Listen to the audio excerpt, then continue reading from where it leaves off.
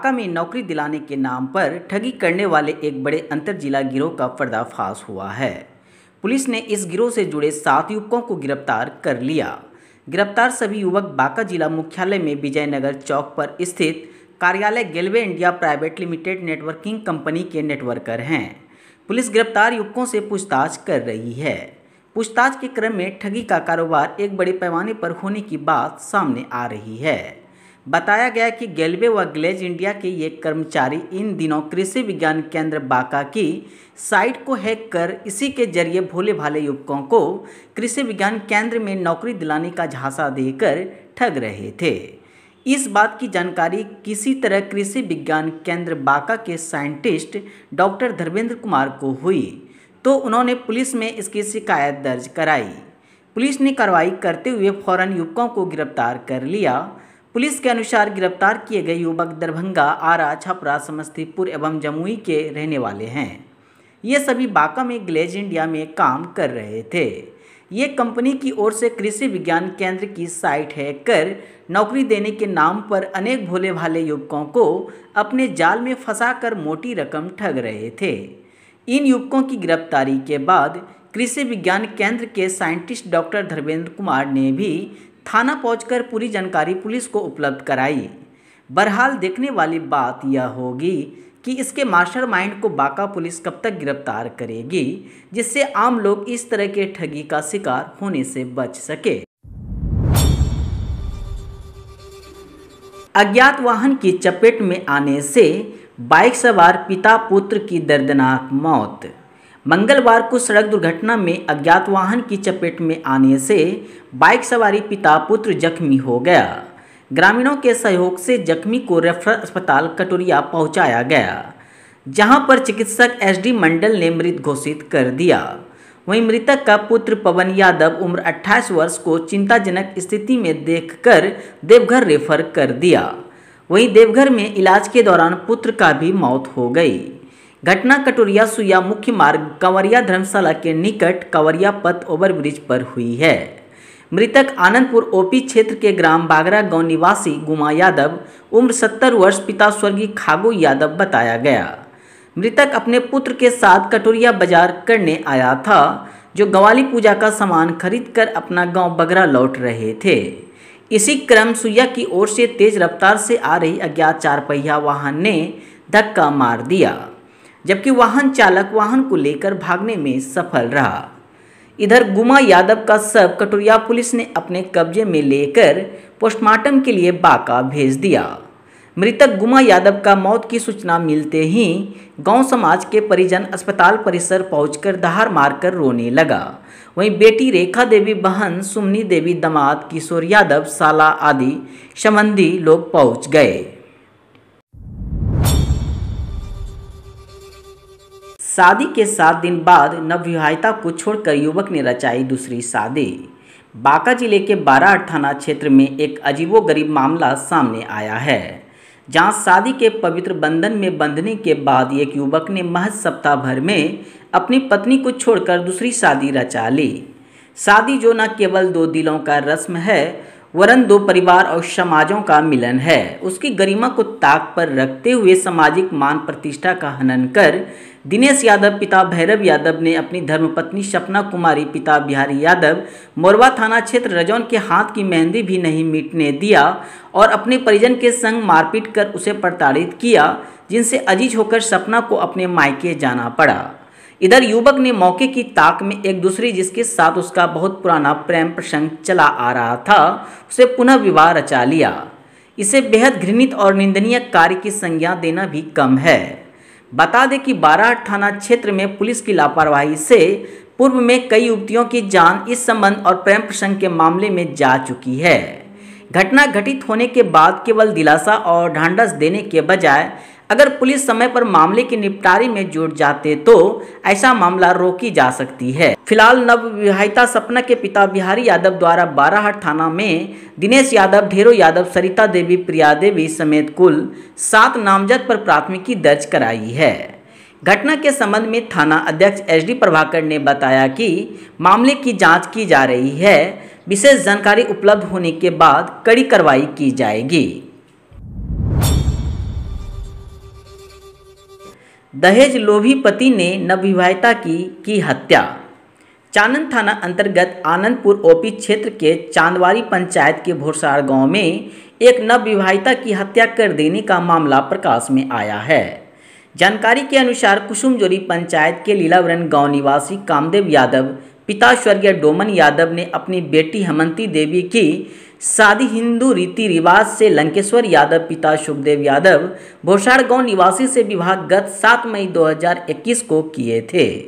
दहेज में 1 लाख रुपये नगद, एक जर्सी गाय लेकर आओ तब तुमको इस घर में रहने देंगे, नहीं तो मार कर फेंक देंगे। मैं अपनी गरीबी लाचारी दिखाते हुए बेटी को समझा बुझाकर ससुराल भेज दिया। इसी बीच 5 जुलाई सोमवार 2 बजे करीब बेटी से बात हुई। बताए कि पापा हमें ससुराल के लोगों के रवैये से ठीक नहीं लग रही है, हम कुछ दिन के लिए मायके लीलावरण जाना चाहती हूँ। इस बात को लेकर पुनः आने का आश्वासन दिया। तभी सोमवार करीब 5 बजे भोरसाड़ के ग्रामीणों के द्वारा सूचना मिली कि आपकी बेटी हेमंती देवी की मौत हो गई है। सूचना पाते ही हम लोग जब बेटी को देखने पहुंचे तो मृत अवस्था में पाए। हमें पता चला कि दहेज की मांग पूरा नहीं कर पाने के कारण दामाद नंदू और नंदकिशोर यादव, समधी सुखदेव यादव, रेशमी देवी पति सुखदेव यादव, बेबी देवी पति रंजित यादव, रंजित यादव पिता सुखदेव यादव इत्यादि लोगों ने मेरे बेटी को गला दबाकर मार दिया। इधर इस घटना की जानकारी होते ही आनंदपुर ओपी अध्यक्ष जितेंद्र कुमार दल बल के साथ पहुंचकर शव को कब्जे में लेते हुए 5 लोगों के विरुद्ध मामला दर्ज कर पोस्टमार्टम हेतु बांका भेज दिया। इधर सभी आरोपी घर से फरार है, जिसमें एक आरोपी सुखदेव यादव को मौके पर गिरफ्तार कर हिरासत में ले लिया गया है। इस संबंध में ओपी अध्यक्ष जितेंद्र कुमार ने बताया कि मृत हेमंती देवी शव देखने से हत्या की मामला प्रतीत हो रही है, जिसकी जांच चल रही है। सर कुछ नहीं था, लेकिन वो हमको बोला था कि ना हमरा भौजाई जो है सो हमरा बहन से शादी कराने चाहता रहा, तो हम नहीं करने चाहा हैं। वो बाप माँ को राजी कर लिया और जोर जबरदस्ती हमको शादी कराने हम इनकार रहने नहीं दे रहा। लड़की अभी वो पीछा करके उसका भौजाई और उसका बड़ा भाई और उसका माँ दामाद चारों मिल के उसका भाई उसका माँ लड़की भौजाई का माँ मिल के मारा है। लड़की को मार आपका लड़की को मार दिया जान से। अब मुख्यमंत्री की ड्रीम प्रोजेक्ट कहे जाने वाली 7 निश्चय योजना से बनाए गए जल मीनार बना गांव का शोभा। ज्ञात हो कि मुख्यमंत्री नीतीश कुमार के द्वारा चलाए गए ड्रीम प्रोजेक्ट 7 निश्चय योजना के तहत हर एक गांव घर तक नल जल योजना के तहत पानी दिया जाएगा ताकि कोई प्यासा ना रहे। जल मीनार बनाया गया तो है, लेकिन जल मीनार गांव की शोभा बढ़ाने तक ही सिमट कर रह गई है। ऐसे ही वाकया चानन प्रखंड के चांदवारी पंचायत अंतर्गत लहरिया वार्ड नंबर 1 एवं केंदुआर वार्ड नंबर 10 की प्रकाश में आया है। वहीं केंदुआर वार्ड नंबर 10 निवासी सोनू भगत, लेखा मंडल अशोक यादव ने बताया कि मुखिया प्रतिनिधि सहेंद्र दास के मिली भगत से पंप संचालक के द्वारा ग्रामीणों से अवैध वसूली करने को कहा जाता है। अवैध उगाई नहीं होने से पंप संचालक महीनों से जल मीनार को अवरुद्ध कर ग्रामीणों को पानी नहीं देने का काम कर रहे हैं, जबकि ग्रामीण अपने गांव में जल मीनार का भवन निर्माण देख उत्सुकता से पानी के लिए अपने अपने आधार कार्ड देकर नाम रजिस्ट्रेशन तक करा लिया है। गांव में कई जगह स्टैंड पोस्ट को कई बार घरों में पानी के लिए कनेक्शन करवा लिया गया है। जब समय पर पानी नहीं मिलती है उस समय ग्रामीण अपने को ठगा महसूस कर रहे हैं। इसे लेकर ग्रामीण अपने को ठगा महसूस कर रहे हैं। इसे लेकर लहनिया वार्ड नंबर 1 की ग्रामीण शिवशंकर राय, अशोक कुमार राय, संतोष कुमार, महेंद्र कुमार के साथ दर्जनों व्यक्तियों ने बताया कि यह जल मीनार गाँव की शोभा की वस्तु बना हुआ है। जल मीनार बने 4 साल हो गया, लेकिन आज तक किसी के भी घरों में पानी समय पर नहीं दिया गया, जबकि आधे गांव में ही पानी के लिए स्टैंड पोस्ट लगाया गया है। और यह हाल तब से है जब से एक ही परिवार के सदस्य 15 सालों तक पंचायत के मुखिया पद से प्रतिनिधित्व कर रहे हैं। 15 सालों से राज करने वाली मुखिया आज तक मेरे गांव में किसी प्रकार की सुविधा प्रदान नहीं कराई गई है। यहां तक कि पंचायत समिति सुदामा देवी द्वारा पीसीसी सड़क आदि अधूरी कार्य गांव की गली में मिट्टी भरवाकर आवंटन की राशि उगाही कर लिया है। बहरहाल देखने वाली बात ये होगी कि जिला प्रशासन इस पर क्या कार्रवाई करती है। बांका प्रशासन ने गीतांजलि दुकान को किया सील। समाहरणालय के निकट सरकारी दुकान जो गीता देवी के नाम से आवंटित था, उस दुकान को सीओ सुजीत कुमार ने मंगलवार को सील कर दिया। जानकारी के अनुसार दुकान की गीता देवी के नाम से आवंटित था, लेकिन दुकान का संचालन संजय सिंह के द्वारा किया जा रहा था, जिसकी शिकायत मिलने पर पदाधिकारी के द्वारा गीतांजलि स्टेशनरी एवं फोटो स्टेट की दुकान को सील कर दिया गया। इस संबंध में सीओ सुजीत कुमार ने बताया कि जिसके नाम से दुकान आवंटित है उसकी जगह पर किसी दूसरे के द्वारा संचालित किया जा रहा था। इसकी शिकायत मिली थी, इसी के तहत कार्रवाई की गई है। करंट लगने से एक युवक की गई जान, एक घायल। बांका सदर थाना क्षेत्र अंतर्गत ककवारा हाई स्कूल में पत्थर की घिसाई का काम कर रहे एक मजदूर की करंट लगने से मौत हो गई। बताया गया कि वह अपने चाचा के साथ पत्थर घिसाई काम के लिए गया था। काम के दौरान किसी तरह करंट युक्त नंगी तार की चपेट में वह आ गया, जिससे उसकी मौत हो गई।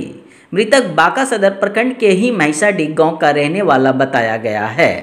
स्थानीय सूत्रों के मुताबिक जब युवक को करंट लगी तो उसे बचाने की कोशिश में वहीं मजदूरी का काम कर रहे उसके चाचा की भी करंट लगने से स्थिति गंभीर हो गई, जिसे फौरन एक ऑटो से सदर अस्पताल पहुंचाया गया, जहां उसका इलाज किया जा रहा है। वीडियो नवल किशोर ठाकुर की ब्रेन हेमरेज से हुई मौत। सुल्तानगंज प्रखंड विकास पदाधिकारी नवल किशोर ठाकुर की ब्रेन हेमरेज से रात्रि 8:30 बजे मौत हो गई। बता दें कि वीडियो नवल किशोर ठाकुर 3/8/2020 को सुल्तानगंज प्रखंड में अपना योगदान दिए थे। 4 दिन पूर्व उनके स्थानांतरण का लेटर जारी हो चुका था, लेकिन अभी किसी को पदभार नहीं दिया गया था। वहीं घटना के बाद भाई, साला, पत्नी तथा मां का रो रो कर बुरा हाल है। घटना की जानकारी मिलते ही स्थानीय थाना प्रभारी लाल बहादुर, अंचल पदाधिकारी रतन लाल ठाकुर, कार्यपालक पदाधिकारी, अंचलाधिकारी शाकुन, प्रखंड विकास पदाधिकारी, जिला पदाधिकारी तथा सभी पंचायत प्रतिनिधि पहुंचकर परिवार वालों को सांत्वना दे रहे हैं। वहीं स्थानीय प्रशासन तथा जिला प्रशासन द्वारा आवश्यक कार्रवाई कर शव को पोस्टमार्टम के लिए भागलपुर भेज दिया। पंचायती राज व्यवस्था के अंतर्गत होने वाले चुनाव को लेकर जिला प्रशासन ने तैयारियां की शुरू। राज्य सरकार के दिशा निर्देश पर जिला प्रशासन ने त्रिस्तरीय पंचायती राज व्यवस्था के अंतर्गत होने वाले चुनाव को लेकर तैयारियां शुरू कर दी है, जिसको लेकर भागलपुर के जिलाधिकारी Subrat Kumar Sen, senior SP Nitasha Gudiya, Naugachia SP Sushant Kumar Saroj और अधिकारियों के साथ कचहरी स्थित वीवीपैट वेयर हाउस का निरीक्षण करने पहुंचे और संबंधित अधिकारियों से ईवीएम के रखरखाव और वेयर हाउस में रखे ईवीएम के विषय में जानकारी हासिल की। हम आपको बता दें कि इसी वर्ष बिहार में पंचायती राज व्यवस्था के अंतर्गत त्रिस्तरीय चुनाव होने हैं, जिसको लेकर राज्य निर्वाचन आयोग और राज्य सरकार ने भारत निर्वाचन आयोग से ज़रूरत के मुताबिक ईवीएम मशीन की मांग की थी, लेकिन पर्याप्त संख्या में ईवीएम मशीन उपलब्ध नहीं होने पर सरपंच और पंच का चुनाव अब बैलेट पेपर से होगा, जबकि जिला परिषद सदस्य, पंचायत समिति सदस्य, मुखिया और वार्ड सदस्य का चुनाव ईवीएम मशीन से होगा। 12 जुलाई को मनाया जाएगा तिलका मांझी भागलपुर विश्वविद्यालय का स्थापना दिवस। तिलका मांझी भागलपुर विश्वविद्यालय का स्थापना दिवस 12 जुलाई को मनाया जाता है। वैश्विक महामारी कोरोना के चलते पिछले साल भी जैसे तैसे में यह कार्यक्रम संपन्न हुआ था। इस बार स्थापना दिवस को लेकर कई बैठक की गई और कई अहम फैसले भी लिए गए। आज अंततः सारे बिंदुओं पर वार्ता हुई। आज की बैठक विश्वविद्यालय सिंडिकेट हॉल में रखी गई थी।